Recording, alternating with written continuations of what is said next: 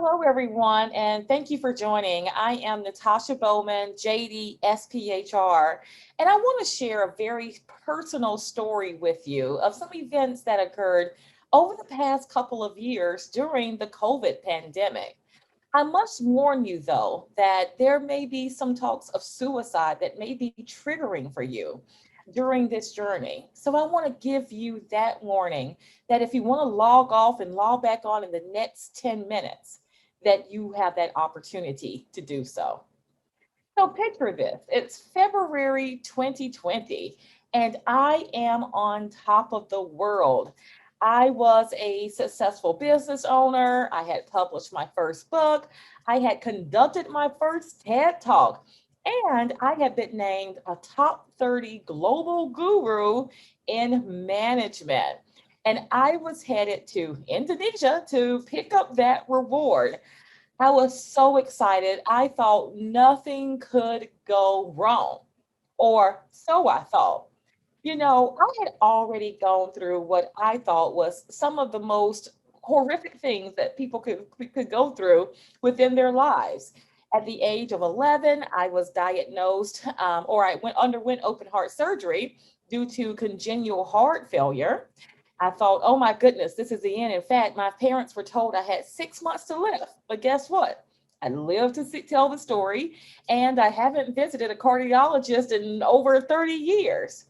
I had my first child at the age of 21 as a single mom, but I was still determined to go to law school. And I went to law school as a single mother and brought my 5-year-old son along with me. And his first day of kindergarten was my first day of law school. If that wasn't challenging enough, I got married during law school, and the next thing you know, I was pregnant again with my second child and had her via C-section my first day of my last semester of law school. But guess what? I still persevered and graduated on time. But here's the thing, because medical insurance was too expensive, I wasn't covered, and this was before the Affordable Care Act. So I didn't can go back and get it after I was already pregnant. That was considered a pre-existing condition. So guess what? I had insurance and medical bills rather that was mounting up, and I had to file for bankruptcy right after my law school graduation. But that was okay. I made it through that too. Now, I faced various challenges throughout my life, but still I continued to conquer. And with each challenge, that just strengthens me. It strengthens my fight, my grit. And as I jumped over each hurdle, I was already ready for the next one, the higher one. I just wanted to go as high and further as I possibly could. I pushed myself as if I had no limits whatsoever. And my hunger for professional success became greater and more enriched as the years went by. Now, I knew that the color of my skin and my gender would pose a different challenges for me as I navigated first the corporate world, then navigated being a business owner, especially in New York City. And I knew that my credentials had to be better. I had to work harder, right, than anyone else. And at one time, I was working a full time job, three part time jobs, and was teaching at three different universities across three cities and two states. Writing my book out at the same time, right? I was doing all of this stuff. But here's the thing, when I slept, I felt guilty. My family would often hear me pecking at the keyboard of my laptop at 3 o'clock in the morning because I just couldn't get enough. But when I went down, I went down. My body would hurt and I couldn't get out of bed. I didn't want to talk to anyone. That drive for success suddenly vanished. But those days were few and far apart. I was able to just lift myself up out of it suddenly. Burnout is what I would call it, right? And then all of a sudden, I would just be back at it, checking off one goal after the next. But then March of 2020 came, and a virus that I thought was worlds away made itself to New York City, made itself to America, and shut America down. All the events I had scheduled, including that trip to Indonesia, were canceled. My clients canceled all of our projects together. I found myself sitting around the house without anything to do. My brain had not been trained to abstain from doing anything. Now, while the rest of the world was busy, having Zoom happy hours and, making TikToks and dancing to DJ D Nice and Club Quarantine, my brain was not having that. And it started going places that it never been before. You see, I had always been centered. My success, my self-worth had always been centered around professional success. And when that professional success was taken away, I didn't know who I was. And I felt as if I had no worth, no value to contribute to society. Right. And, I started to act differently, think differently. My speech started to speed up. My eyes started to glaze. And my husband noticed that something was different. And he told me, I think you need to get help.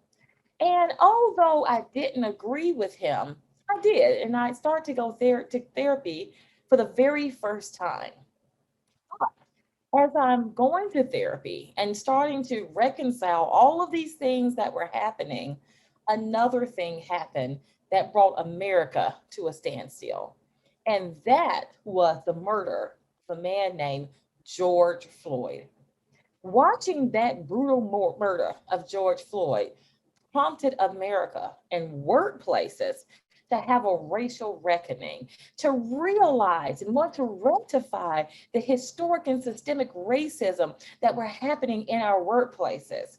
And with that, my business picked up. I had more clients than I ever had. And more importantly, I was having conversations that I had been begging to have in organizations for years. I thought surely my brain would go back to normal. I would start just being my normal self any day now. But as the days went on, I found myself going deeper and deeper and deeper into a dark, dark hole. And in January of 2021, it all came crashing down. I decided on January 25th, 2021, I no longer wanted to live. Even though I had a wonderful husband, two beautiful kids, a thriving business, and to everyone on the outside, I seemed to be functioning very, very highly.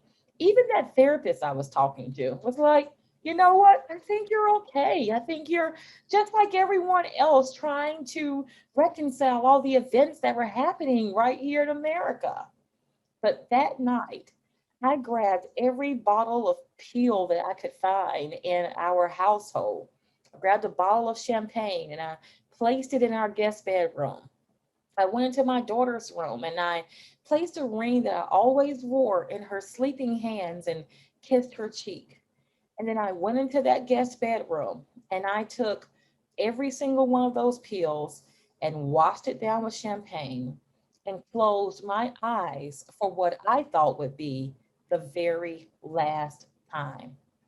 I woke up in a very, very blurry vision to the sight of people taking the strings out of my pajama pants, to taking the shoelaces out of my school shoes, and being escorted to a room with a mattress on the floor where I laid and slept for days while a stranger watched my every move because I was on suicide watch.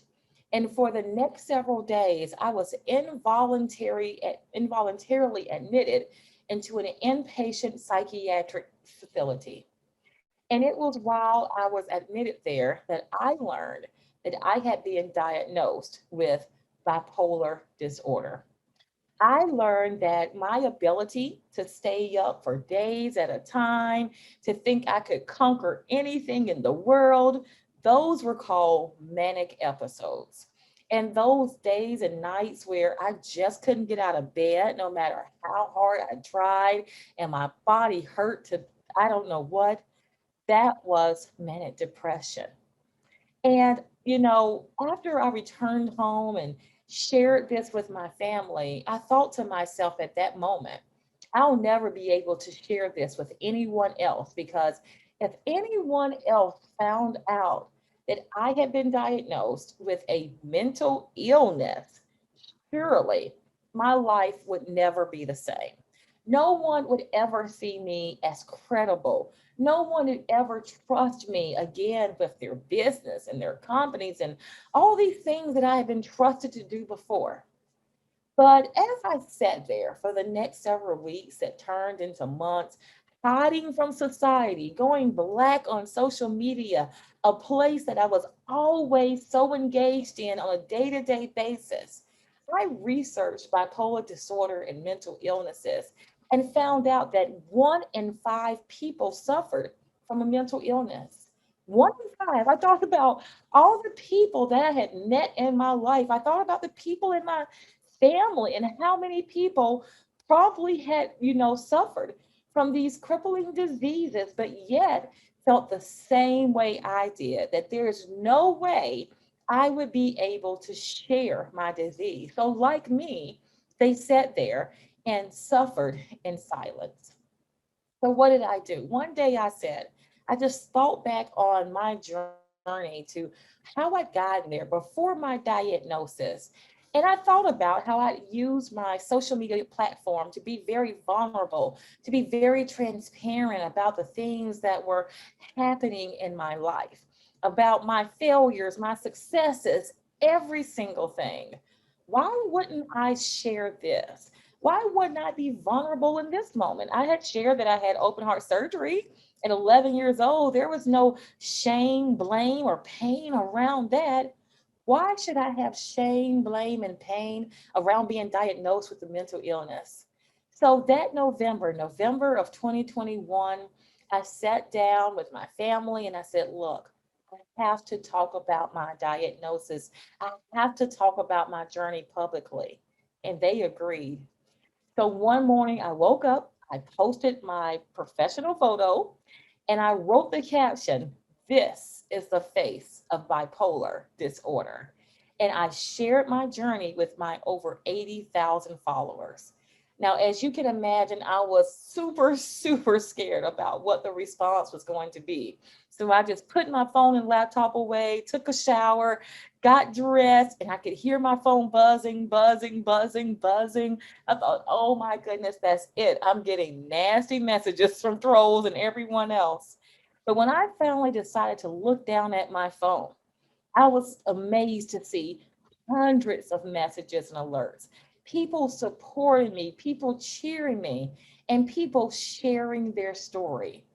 By the end of the week, just a few days later, I had over 25,000 reactions to my story and over 5 million views.